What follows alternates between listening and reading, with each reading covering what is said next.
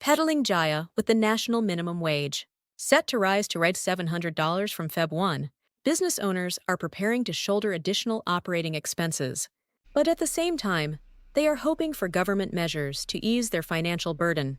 Particularly affected are food court operators, coffee shop owners, and vegetable farmers, as they typically employ more foreign workers compared with other industries.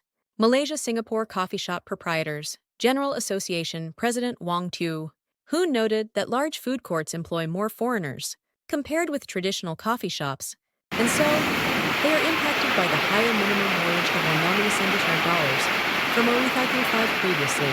About 40% of coffee shops hire more than 3 foreign workers.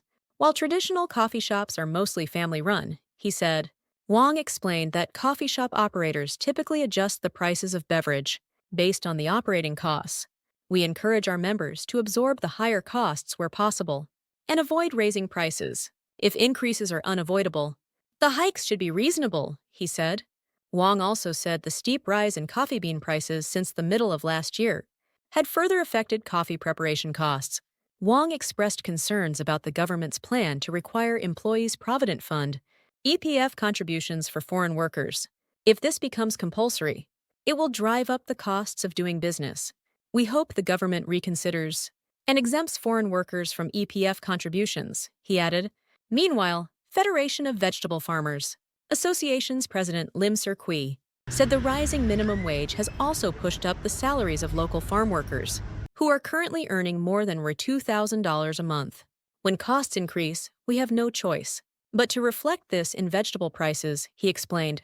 To address labor shortage, farmers have introduced a system whereby foreign workers would be paid based on their output.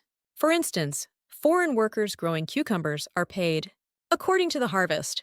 We provide the land, fertilizers, and pesticides, which encourages them to work more efficiently, he said, adding that the system also helped alleviate the problem of getting farm workers. Lim highlighted that about 30,000 foreign workers are employed in vegetable farms nationwide.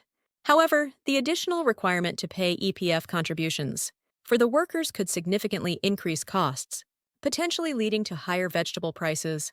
Pan Malaysian Bus Operators Association President Datuk Muhammad Ashfar Ali highlighted that the government has capped ticket prices for economy buses since 2018 without any revision. This rate hasn't been reviewed in years, despite our repeated appeals, he said when contacted by the Star. Muhammad Ashfar added that the increase in base salaries would have a ripple effect, including contributions to the EPF, the Social Security Organization, and the employment insurance system. Besides an increase in overtime payments, he added that operating costs such as tires, spare parts, and buses have risen significantly over the years, although such factors were beyond the government's control. To be fair, the government has allowed us a higher quota for subsidized diesel, he added. During the tabling of Budget 2025, the government proposed making EPF contributions mandatory for all foreign workers,